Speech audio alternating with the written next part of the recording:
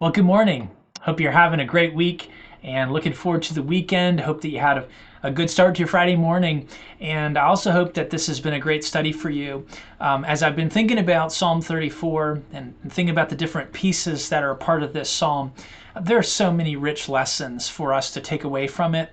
And so I hope that each day there's been something you've been able to really digest, and that it's something that the Lord has used to strengthen your walk. It's something that the Lord has used to shape your perspective and to really ultimately help you to be a more faithful Christian. I'm going to read Psalm 34 verses 1 through 9 one more time, and then I'd like to give you some final thoughts that kind of summarize what we've learned this week from the psalm.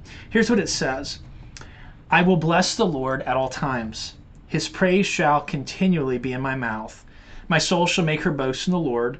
The humble shall hear thereof and be glad. O magnify the Lord with me. Let us exalt his name together. I sought the Lord, and he heard me, and delivered me from all my fears. They looked unto him, and were lightened, and their faces were not ashamed. This poor man cried, and the Lord heard him, and saved him out of all his troubles. The angel of the Lord encampeth round about them that fear him, and delivereth them. O taste and see that the Lord is good. Blessed is the man that trusteth in him. O fear the Lord, ye his saints. There is no want to them that fear him. Now, as we've worked our way through this psalm, we were first of all on Monday reminded about the terrible situation that David found himself in. It was one of the lowest moments in the younger years of David. He's running from his father-in-law. His life is in danger. He's lied to Ahimelech, and when he lied to Ahimelech, ultimately it cost Ahimelech, and not just Ahimelech, but many of these other priests at Nob, it cost them their lives. He pretends to be a wild man, a crazy man, and that's how he escapes from the Philistines. As David reflects on all these things, there's a lot for him to process. But one of the things that David does is he's reminded of the fact that there's nothing that is outside of God's ability to use for our good. And that while it is true that hardship changes us, it doesn't have to change us in a negative way, but it can actually be a catalyst for great growth. And so as we reflect on the things that David expresses in the psalm, I want to ask you a couple of questions for us to ponder as we go into the weekend, and then give you a couple of simple resolutions that my prayer is that we will resolve to respond to the text of Scripture the way that we have here. So first of all, the questions. My first question is this. If we truly value spiritual maturity, are we willing to accept the process that is an essential component in shaping us into the image of Christ? I think it's a valid question. We say we believe that spiritual maturity is something we need, but do we willingly accept the process that produces it? Question number 2. We long for intimate communion with God.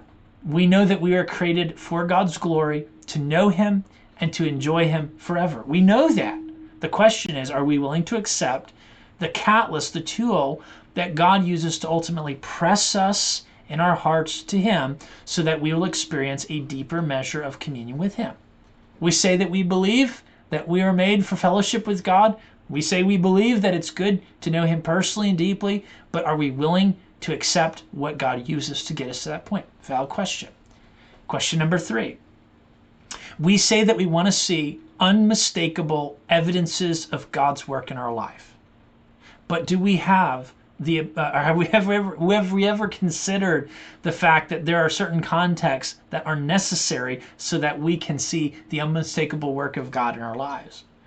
In other words, if I want to see that God is a deliverer, what does that mean I have to experience in order to see God's deliverance? It means I have to be in a tough place. If I believe that God is wise, that means I have to be in a set of circumstances that I see the contrast between his wisdom and the chaos that's around there. And so the question I ask myself is, do I really believe that maturity is what I need? Do I really believe that communion is what I desire? Do I really want to see evidence of God's work in my life? Well, then I've got to be willing to accept what God uses to accomplish those things. And fourthly, we say that we want to enjoy a robust fellowship with God. And not just God, but other Christians. We say we want it, but do we understand what the pieces are that God uses to form the foundation of that kind of fellowship with other Christians? Sadly but truthfully, one of the things that bonds people is often shared commonality, but also shared difficulty. shared struggle, shared hardship.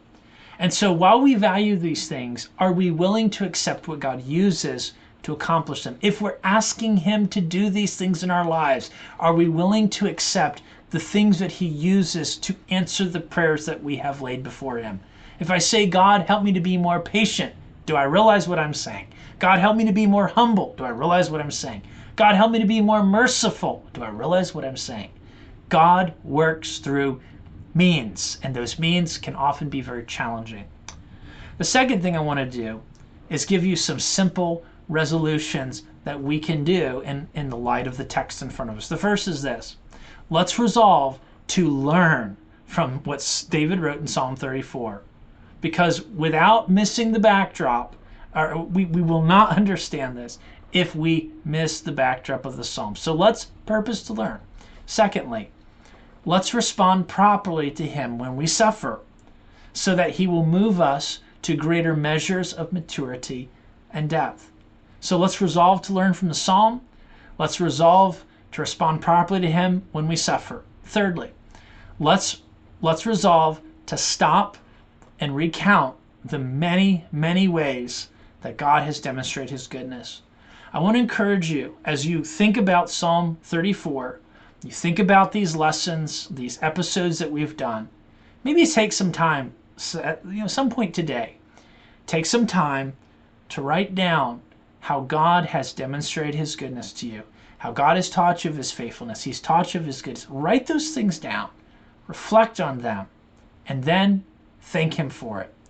And so my ultimate encouragement to you is let's do what the scriptures teach us to do here.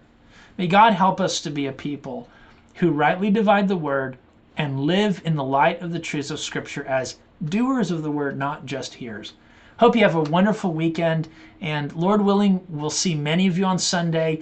If there's been encouragement to you, please take a moment to just share that. It has been an encouragement. If you think someone else could benefit by it, perhaps take a moment to share it with another person who could be encouraged by it. And also want to mention that we are now publishing these episodes on Apple Podcast. And so if you don't want to see it, you just want to hear it, perhaps check it out on Apple Podcast. It's under Anchored in the Word, Morning Reflections. And hopefully that'll be an encouragement to you as well. Have a blessed rest of your day and a blessed weekend. And we'll see you again next time. Bye now.